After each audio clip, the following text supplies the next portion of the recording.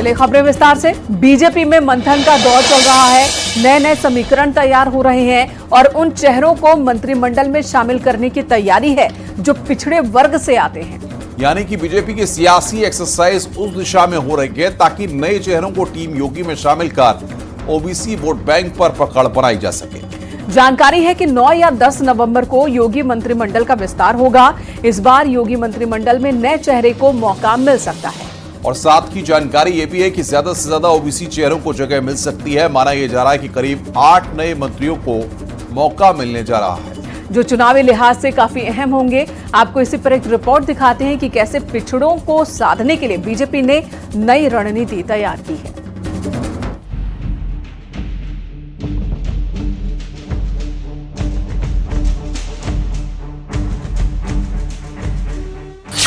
उत्तर प्रदेश में एक कहावत है, यहाँ वोटर नेता को वोट नहीं देते बल्कि जाति को देते हैं। लेकिन इस पैटर्न को बदल दिया गया, हालांकि बहुत हद तक नहीं, क्योंकि बिहार में जातीय जनगणना के बाद यूपी में सभी पार्टी कास्ट फैक्टर पर चौकन्नी है। बीजेपी खुद पिछड़े वर्ग को साधने के टास्क पर काम कर रही है, जिसके लिए मंथन का दौर चल रहा है। बीजेपी उस 50% वोट बैंक को पाले में लाना चाहती है जो 80 के लक्ष्य को साधने के लिए काफी अहम और जरूरी है, जिसके लिए प्लान तैयार हो गया है। दिवाली से पहले योगी मंत्रिमंडल के विस्तार की चर्चाएं तेज हैं। कयास ये लगाए जा रहे हैं कि योगी मंत्रिमंडल का विस्तार दिवाली से पहले कर दिया जाएगा। यानी कि एक बात साफ है, योगी मंत्रिमंडल में जहां एक तरफ ओम प्रकाश राजभर और दारा सिंह चौहान के शामिल होने की चर्चा है, वहीं दूसरी तरफ योगी मंत्रिमंडल में कुछ और चेहरे शामिल हो सकते हैं। इसमें ओबीसी चेहरों का नाम सबसे ज्यादा है। दरअसल योगी मंत्रिमंडल की अगर बात करें तो उसमें ओबीसी चेहरे सबसे ज्यादा हैं। यही वो वजह है कि ओबीसी की जिस तरीके से पूरे देश में पॉलिटिक्स हो रही है, तो कहीं ना कहीं ओबीसी का दबदबा योगी मंत्रिमंडल विस्तार में भी देखने को मिलेगा। बात उत्तर प्रदेश की हो या देश की, ओबीसी अब बीजेपी के पक्ष में दिखाई देता है। यूपी में बीते कुछ चुनाव परिणामों से तो ऐसा ही संदेश गया है और पिछड़ों पर इसी पकड़ को मजबूत करने के लिए लखनऊ में अहम बैठक हुई, जिसमें बीजेपी के बड़े बड़े नेता शामिल हुए।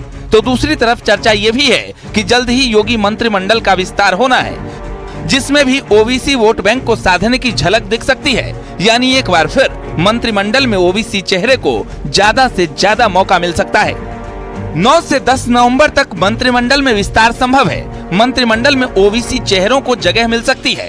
ओम प्रकाश राजभर को मंत्री बनाया जा सकता है। उत्तर प्रदेश में मुख्यमंत्री समेत अभी 52 मंत्री हैं। उत्तर प्रदेश में अब भी 8 मंत्रियों की कुर्सी खाली है। यानी दिवाली से पहले 8 मंत्रियों को मंत्रिमंडल में जगह मिल सकती है, जिसमें कास्ट फैक्टर भी अहम होने वाला है।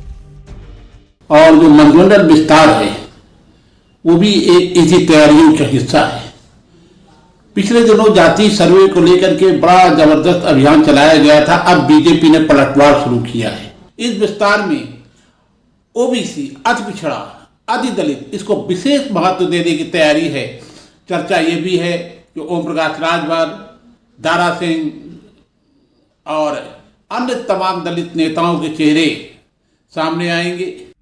दरअसल बीजेपी की कोशिश उन चेहरों पर दांव खेलने की है जो पिछड़े समुदाय से आते हैं, जिनकी अपने समाज के वोट बैंक में अच्छी खासी पकड़ है और जो इस बात का भरोसा देते हैं कि उनका वोट कभी बंटने वाला नहीं। और इसी दावे वादे को ध्यान में रखते हुए अगली रणनीति तैयार हो रही है।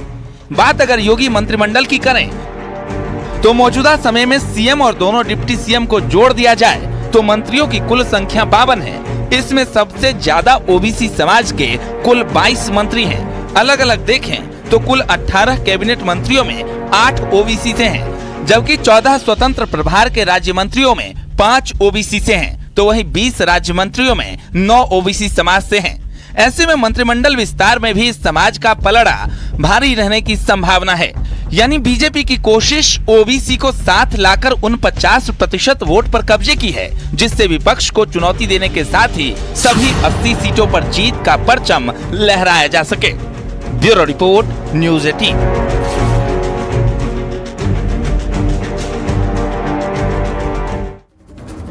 आगे बढ़ते हैं। कांग्रेस और समाजवादी पार्टी की लड़ाई में कभी चिरकुट तो कभी चालू, कभी धोखेबाजी तो कभी सौदेबाजी जैसे अल्फाज सुनाई देने लगे हैं। अखिलेश यादव और अजय राय के बीच जुबानी जंग परवान पर है और आरोपों की बरसात भी थमी नहीं है। ऐसे में एक बार फिर अखिलेश यादव ने मध्य प्रदेश में चुनाव प्रचार के दौरान कांग्रेस पर निशाना साधा। अखिलेश यादव ने कहा, कांग्रेस एक नंबर की चालू पार्टी है। कांग्रेस पार्टी गठबंधन साथियों को सिर्फ धोखा दे रही है। उन्होंने ये भी कहा कि कांग्रेस नहीं चाहती कि गठबंधन रहे, क्योंकि आम आदमी पार्टी के खिलाफ भी कांग्रेस बयानबाजी कर रही है। अखिलेश यादव इतने पर नहीं रुके, उन्होंने कांग्रेस पर कई और इल्जाम लगाए और कहा कि कांग्रेस को इस बार पीडीएस से ही जवाब मिलेगा। आपको रिपोर्ट दिखाते हैं कैसे चिरकुट के बाद चालू पर सियासी संग्राम छिड़ा हुआ है। कि गठबंधन नहीं है तो हम स्वीकार करते हैं गठबंधन नहीं है। बहुत चालू पार्टी है कांग्रेस। ये कांग्रेस के लोग बीजेपी से मिले हुए लोग हैं। कांग्रेस मजबूत है तो वहां आपको समर्थन करना चाहिए। कांग्रेस को इन छोटे नेताओं पर रोक लगाना चाहिए। लेकिन मैं ऐसा समझता हूँ तलाक हो गया। समाजवादी पार्टी ने कांग्रेस पर धोखेबाजी का ठप्पा लगा दिया है, कांग्रेस को बेवफाई का तमगा दे दिया है और अखिलेश यादव ने आरोप लगाया है कि गठबंधन साथी के साथ धोखा देने की ये पुरानी आदत है। कांग्रेस चालू पार्टी है, जिस पर अब अजय राय ने पलटवार किया है। बहुत चालू पार्टी है कांग्रेस। सावधान रहोगे कि नहीं रहोगे? बंसल जी बेबंदे में दुखी थे, कांग्रेस ने धोखा दे दिया। अरे जब हमें धोखा दे दिया तो तुम कहां की बंसल हो? बंसल जी दुखी है, कांग्रेस ने धोखा दे दिया, हमें पहचाना ही नहीं। अरे भाई, जिनकी उम्र 80 साल हो कैसे पहचानेंगे आप? हम कभी आज तक किसी के साथ इस तरह का कोई व्यवहार नहीं है, न हमारा काम है। आज अगर हम धोखेबाज होते तो हमारे साथ कुनबा नहीं जुड़ता, हमारे साथ लोग नहीं आते। गलत बोल रहा हूँ? ये सारे लोग आज मेरे साथ आ रहे हैं तो ये कहीं ना कहीं राहुल गांधी और कांग्रेस के प्रति विश्वास है, मल्लिकार्जुन खड़गे साहब के प्रति विश्वास है, प्रियंका जी के प्रति विश्वास है, तब ये कुनबा बढ़ता जा रहा है। हम धोखेबाजी वाला काम नहीं करते। दरअसल ये लड़ाई मध्य प्रदेश में सीट बंटवारे पर शुरू हुई थी, जो अब काफी तनावपूर्ण हो चुकी है, क्योंकि समाजवादी पार्टी भले ही मध्य प्रदेश चुनाव में व्यस्त हो, लेकिन कांग्रेस की कोशिश सपा को रोकने के साथ ही बीजेपी से मुकाबले की भी है और किसी भी हाल में अपना सियासी नुकसान नहीं करवाने की है। मध्य प्रदेश विधानसभा चुनाव को लेकर के समाजवादी पार्टी और कांग्रेस पार्टी में रिश्ते अब सामान्य से नहीं रहे हैं। अब दोनों पार्टियों के रिश्ते अपने उच्चतम स्तर तक पहुंच गए हैं। दोनों पार्टियां एक दूसरे पर आरोप प्रत्यारोप का दौर जारी रखे हुए हैं। दूसरी तरफ समाजवादी पार्टी के राष्ट्रीय अध्यक्ष अखिलेश यादव ने जिस तरह से कहा है कि कांग्रेस पार्टी को वोट देने वाला ही नहीं है, उसके बाद रिश्ते अब लगभग खत्म होते से नजर आ रहे हैं। हालांकि मध्य प्रदेश के बाद राजस्थान में जिस तरह जयंत चौधरी को मन मुताबिक सीट नहीं मिली, ऐसे में जयंत अब भी मोल भाव में लगे हैं और दावा कर रहे हैं कि उत्तर प्रदेश में ऐसी स्थिति नहीं आने वाली, क्योंकि कांग्रेस से ज्यादा उन्हें समाजवादी पार्टी पर भरोसा है। तो दूसरी तरफ एनडीए के सहयोगी इस मोल भाव को गठबंधन में टूट का संकेत बता रहे हैं। और सीटों की हमें उम्मीद थी और मांग भी हमने की है, लेकिन ये सच्चाई है कि हम लोग ये नहीं चाहते कि हम लोग आपस में लड़ें और भिड़ें और बीजेपी उसका फायदा उठाए। बाकी सीटों का कोई बंटवारा नहीं है, लेकिन इंडिया लड़ेगा 80 के 80 सीटों पे इंडिया। अरवली प्रदेश अध्यक्ष तो 12 सीटों की मांग कर रहे हैं उत्तर प्रदेश में सर का कहना ठीक है। क्योंकि आप देखोगे कांग्रेस सपा के साथ 2017 में आई थी और 100 सीट दिया था, 300 ये लड़े थे, 100 वो। कांग्रेस का पाप जैसे सपा पर सवार हुआ तो देखो सपा हाफ हो गई और एक बार और कांग्रेस सपा पर सवार हो जाए, साथ हो जाए तो बचा साफ हो जाएगी। तो क्या चिरकुट के बाद चालू और धोखेबाजी के बाद सौदेबाजी ही समाजवादी पार्टी को सूट करता है? क्योंकि जब अखिलेश यादव ने साफ कर दिया है कि कांग्रेस मध्य प्रदेश में बीजेपी की बी टीम है, फिर इंडिया गठबंधन के साथ ही अब भी गठबंधन में एकजुटता की बात पर क्यों अडिग है? आखिर कांग्रेस और समाजवादी पार्टी की लड़ाई में कौन सही कौन गलत, ये फैसला कब होना है? क्योंकि मध्य प्रदेश के साथ ही उत्तर प्रदेश की जनता इसका उत्तर मांग रही है। Bureau report, news 18।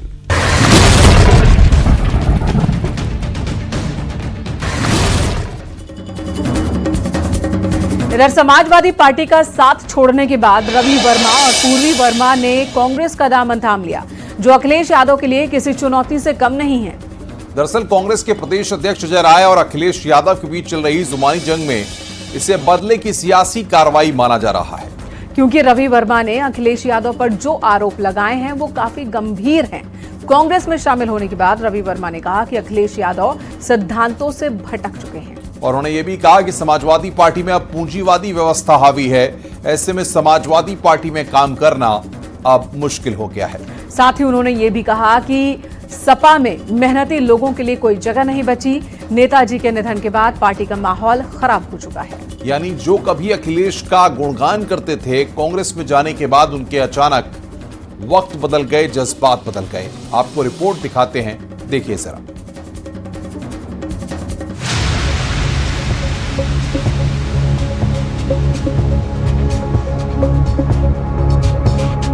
दो दिन पहले समाजवादी पार्टी से अलग हुए और अब कांग्रेस का दामन थामने वाले रवि वर्मा के जरिए कांग्रेस ने अखिलेश को बड़ा संदेश दिया है।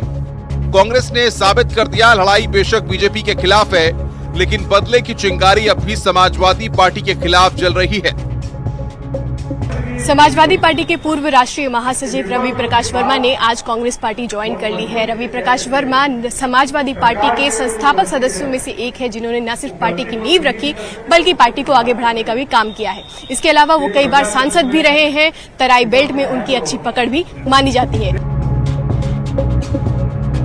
लोकसभा चुनाव में भले ही बीजेपी से मुकाबला है, लेकिन उससे पहले यूपी कांग्रेस खुद को मजबूत करने के लिए समाजवादी पार्टी को कमजोर करना चाहती है और रवि वर्मा, पूर्वी वर्मा की ज्वाइनिंग इसका प्रत्यक्ष प्रमाण है। लेकिन आदरणीय मुलायम सिंह जी के इंतकाल के बाद में वहाँ परिस्थितियाँ बदली हैं। जितने भी पुराने संगठन के लोग थे वो सब हताश हुए हैं, क्योंकि विचारों में संक्रमण हुआ है। अब जो लोग उनसे निजी संपर्कों के दम पर तरक्की कर रहे हैं, जो लोग अखिलेश यादव जी से निजी संपर्कों के दम पर तरक्की कर रहे हैं, दरअसल वो पार्टी को आगे नहीं बढ़ा रहे हैं, वो पद ले जा रहे हैं। घर वापसी, इट्स अ होम कमिंग। और ये जो सदन है, इसमें आप बाहर देखेंगे तो यहाँ पे जो पत्थर लगा है, हमारे बाबा जी का नाम उसमें आज भी है। वो महामंत्री हुए थे तब ये जमीन ली गई थी और सब लोगों ने कंट्रीब्यूट किया था। तो कई बार मैंने माइक पे बोला है, मन संभाला है, पर आज जो एक एहसास है वो बिल्कुल नया है। लोकसभा चुनाव से पहले समाजवादी पार्टी से रिश्ता तोड़ने के बाद पूर्व सांसद रवि वर्मा ने अपनी बेटी पूर्वी वर्मा के साथ कांग्रेस की सदस्यता ग्रहण कर ली। रवि वर्मा ने कहा कि कांग्रेस बड़ा परिवर्तन लाने जा रही है। उसकी आहट अभी से सुनाई दे रही है। साथ ही अखिलेश पर कई गंभीर आरोप भी लगाए। रवि वर्मा ने कहा कि अब सपा समाजवाद के सिद्धांत से भटक गई है। समाजवादी पार्टी में पूंजीवादी व्यवस्था हावी है। अब सपा में काम करना मुश्किल हो रहा है। सपा में मेहनती के लिए जगह नहीं है।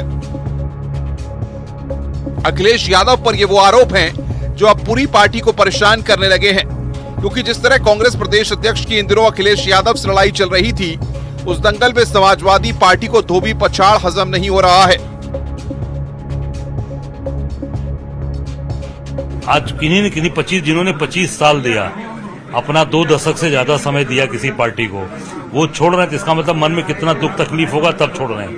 तो आज ये मेरे साथ आए, हम सब लोग स्वागत करते हैं, अभिनंदन करते हैं और कांग्रेस पार्टी में आए।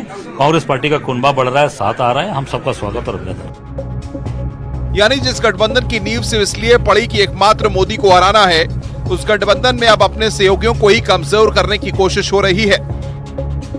इसकी शुरुआत कांग्रेस ने की, तो क्या समाजवादी पार्टी इसे खत्म करने वाली है?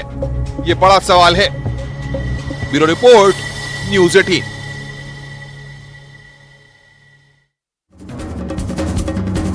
मध्य प्रदेश के चुनावी रण में मायावती की एंट्री के साथ ही वहां का मुकाबला त्रिकोणीय हो चुका है, क्योंकि बीजेपी के खिलाफ लड़ रही कांग्रेस अब अपने सहयोगी दलों के साथ ही बीएसपी के निशाने पर है। साथ ही जिस जातीय जनगणना को कांग्रेस मुद्दा बना रही थी, उसी दांव में अब घिर चुकी है, क्योंकि मायावती ने कांग्रेस को जातीय जनगणना के मुद्दे पर आड़े हाथों लिया। मध्य प्रदेश में जनसभा को संबोधित करने के दौरान मायावती ने कहा कि कांग्रेस जातीय जनगणना का ढोंग कर रही है, पिछड़े और अति पिछड़ों को ठगा जा रहा है और कांग्रेस सरकार में पिछड़ों के साथ नाइंसाफी हुई है, ये आरोप भी उन्होंने लगाया। साथ ही मायावती ने कहा कि कांग्रेस के सत्ता के दौरान सबसे पहले पिछड़े वर्ग के लोगों को आरक्षण देने के लिए जो सर्वे हुआ था, उसे कांग्रेस पार्टी की सरकार ने ही लागू नहीं किया। उसके बाद मंडल कमीशन की रिपोर्ट को भी कांग्रेस सरकार ने लागू नहीं किया। अब वही पार्टी जातीय जनगणना की बात कर रही है। इसी पर दिखाते हैं आपको एक रिपोर्ट।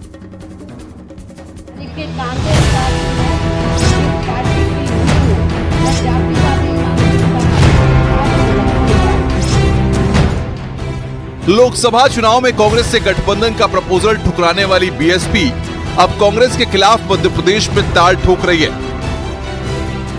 विधानसभा चुनाव में उस पार्टी के साथ गठबंधन की गांठ मजबूत कर रही है, जिससे दलित आदिवासी वोट को साधा जा सके और मध्य प्रदेश की त्रिकोणीय मुकाबले में कांग्रेस को पछाड़ा जा सके। इसी रणनीति पर काम कर रही मायावती खुद मध्य प्रदेश के मैदान में उतर चुकी हैं और निशाने पर कांग्रेस है। कांग्रेस पार्टी के बड़े नेता ये कहते हैं कि अति पिछड़े वर्ग को पूरा लाभ दिलाने के लिए जातीय जनगणना होनी चाहिए। अंग्रेजों के जाने के बाद केंद्र में लंबे अरसे तक कांग्रेस पार्टी पावर में रही, तो कांग्रेस पार्टी की हुकूमत के दौरान सबसे पहले पिछड़े वर्ग के लोगों को आरक्षण देने के लिए तो जो सर्वे हुआ था, काका कालेलकर की रिपोर्ट आई, उसे कांग्रेस पार्टी की सरकार ने उस समय लागू नहीं किया। जातीय जनगणना पर चुनावी माहौल बनाने वाली इंडी गठबंधन को भी मायावती ने आड़े हाथों लिया और कह दिया कि ये लोग सिर्फ दलित को ठगने की कोशिश कर रहे हैं, क्योंकि जब कांग्रेस की सरकार थी उस समय अति पिछड़ों की मंडल कमीशन की रिपोर्ट को स्वीकार नहीं किया। वो सिर्फ जातीय जनगणना के नाम पर जनता को गुमराह कर रहे हैं। तो जो कांग्रेस पार्टी अति पिछड़े वर्गों की मंडल कमीशन की रिपोर्ट को जिसने लागू नहीं किया, काका कालेलकर की रिपोर्ट को लागू नहीं किया, आज वो चुनाव के दौरान पिछड़े वर्गों की वोट लेने के लिए जो बड़ी बड़ी बातें कर रहे हैं जातीय जनगणना की, मेरे ख्याल आप लोगों को इनकी हवाई बातों के बहकावे में नहीं आना चाहिए। यानी मध्य प्रदेश की चुनावी रैली में कांग्रेस को जातीय जनगणना के वादे पर घेरने के साथ ही मायावती ने दलित और आदिवासियों को बड़ा संदेश दे दिया है। हालांकि इसका चुनाव में कितना असर होने वाला है, ये बात की बात है। लेकिन फिलहाल बीएसपी की रणनीति को समझे तो 230 में से 170 सीट पर बीएसपी चुनाव लड़ रही है। 57 सीट पर बीएसपी का गोंडवाना पार्टी से गठबंधन है। दलित और आदिवासी को साधने की रणनीति है। पिछले चुनाव में मिली 2 सीट के आंकड़े को बढ़ाने की तैयारी है। यानी मायावती की कोशिश इसमें चुनाव ज्यादा से ज्यादा सीटों पर जीत की है। साथ ही ये भी संदेश देने की कोशिश है कि कांग्रेस का जनाधार अब मध्य प्रदेश में भी खत्म हो रहा है।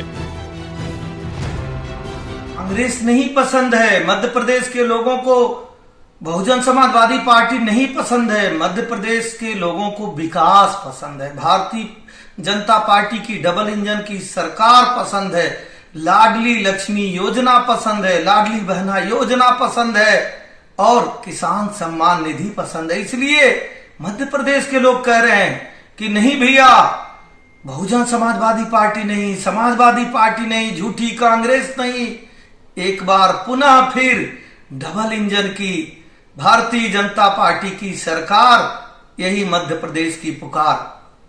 उन्होंने मध्य प्रदेश में गढ़वाना पार्टी से उन्होंने समझौता किया, आदिवासियों की पार्टी है और ये जो है इसका अपना एक आधार रहा है। तो इस चुनाव में वो कांग्रेस को सबक सिखाना चाहती हैं और भाजपा को भी संकेत देना चाहती हैं कि उसके बिना वो चुनाव नहीं जीत सकते हैं और जो दलित वोट है उनके साथ है। मतलब साफ है, भले ही मायावती गठबंधन साथी के साथ मध्य प्रदेश की चुनावी मैदान में दम दिखा रही हैं, लेकिन उसकी नजर कांग्रेस पर है। इसे चुनौती देने के लिए उन्होंने जातीय जनगणना के मुद्दे को चुनावी जुमला करार दिया है। Bureau report, news 18।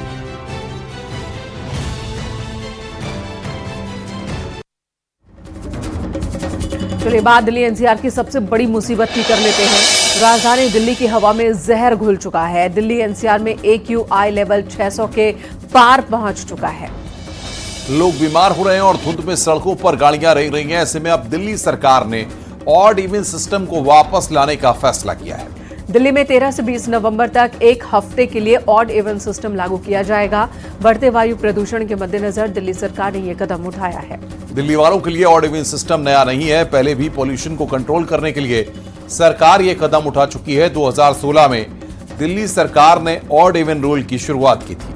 इवन तारीख से मतलब 0, 2, 4, 6 और 8 से है। वहीं और तारीख का मतलब है 1, 3, 5, 7 और 9, यानी कि 14, 16, 18 और 20 नवंबर को इवन नंबर की गाड़ियां चलेंगी तो 13, 15, 17 और 19 नवंबर को ऑड नंबर की गाड़ियां दिल्ली में चल पाएंगी। क्योंकि दिल्ली एनसीआर की हवा लोगों को बीमार कर रही है। अस्पतालों में बच्चों और बुजुर्ग मरीजों की संख्या लगातार बढ़ती जा रही है। आइए आपको ये रिपोर्ट दिखाते हैं।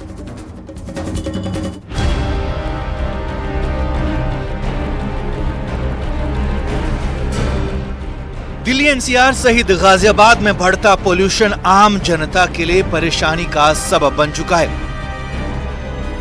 खासतौर पर बड़े बुजुर्गों और छोटे बच्चों को पोल्यूशन से सबसे ज्यादा दिक्कतों का सामना करना पड़ रहा है।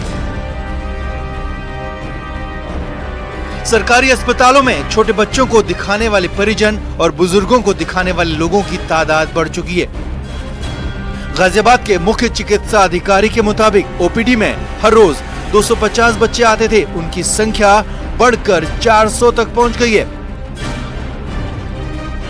और बुजुर्ग खासकर जिन्हें दमा अस्थमा की दिक्कत थी, उनकी तादाद भी 200 से बढ़कर 300 के करीब पहुंच चुकी है। पिछले एक हफ्ते से लेकर थोड़ा सा पॉल्यूशन की वजह से बढ़ा है पॉल्यूशन, और इसकी वजह से बच्चों में भी और बड़ों में भी सांस की भी दिक्कत हो सकती है, आंखों में जलन भी हो सकती है, किसी को कुछ स्किन की प्रॉब्लम भी हो सकती है। तो यूजुअली, और मौसम भी चेंज हुआ है तो कुछ बीमारियां जैसे कॉमन कोल्ड्स हैं, ये मौसम की वजह से भी आते हैं। तो अक्सर हमारे यहाँ बच्चों के 200-250 मरीज रोजाना आते हैं। बुजुर्ग भी जो है, एल्डर पेशेंट भी 300 करीब आते हैं। तो एल्डरली पेशेंट करीब 10 से 15% में बढ़े हुए हैं। तो मौसम की वजह से भी बढ़ सकते हैं, प्रदूषण की वजह से भी बढ़ सकते हैं। बच्चों में भी करीब 20% के आसपास बढ़ोतरी हुई है।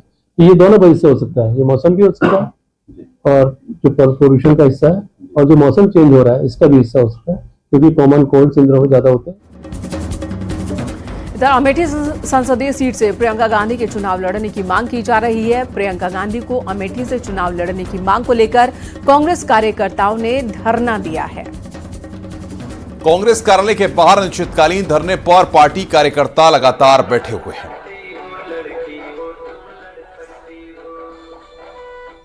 भैया क्या नाम है आपका? हमारा नाम सोनू सिंह है और ये धरना हमारे अमेठी की प्यारी जनता ने बहुत कुछ सोच समझ के रखा हुआ है और हमारा किसी से दुश्मनी नहीं है, किसी से कुछ नहीं है। बस हम लोग इतना चाहते हैं, हमारी प्रियंका गांधी जी को कई लोग उनको बनारस से चुनाव लड़ाना चाहते हैं और वो बनारस से चुनाव हार जाएंगे, और हम लोग ये नहीं चाहते कि पहली बार प्रियंका गांधी आज वो लड़ रही हैं और वो हार जाएं, वो भी बनारस से। इसलिए हम लोग अमेठी वाले दिल खोल के उनका अमेठी में स्वागत कर रहे हैं। रुक रहे हैं यहाँ पर ब्रेक के लिए। खबरों का सिलसिला जारी है, बने रहे हमारे साथ।